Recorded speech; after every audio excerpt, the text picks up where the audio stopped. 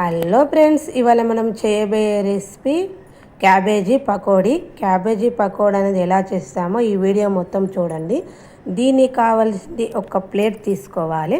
ఒక ప్లేట్లోకి చిన్నగా కట్ చేసిన క్యాబేజీ ముక్కలు వేసుకోవాలి.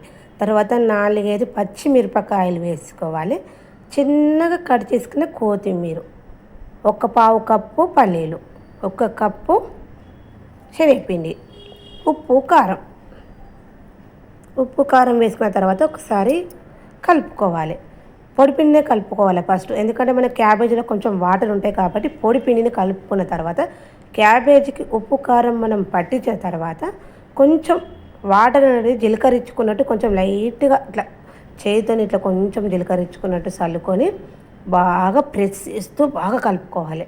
కలుపుకుంటే మనకు క్యాబేజ్కి ఉప్పు కారం అనేది బాగా పడుతుంది. డీప్ ఫ్రై సరిపడా ఆయిల్ పెట్టుకోవాలి. తర్వాత మనం కొంచెం చేతిలోకి తీసుకొని ఆయిల్లోకి వేసుకోవాలి. ఆయిల్లోకి వేసుకొని మంచిగా గోల్డెన్ బ్రౌన్ కలర్ వచ్చే వరకు గోలించుకోవాలి. సింపుల్గా ఒక 5 మినిట్స్లో చేసుకోవచ్చు క్యాబేజీ పకోడీని అనేది. టేస్ట్ అయితే చాలా బాగుంటుంది. ఎంత బాగుంటుంది అంటే మంచి ఇట్లా ఎంత బాగా విడివిడిగా వచ్చినాయి చూడండి. ఇట్లా గోలిన తర్వాత ఒక ప్లేట్లోకి తీసుకోవాలి.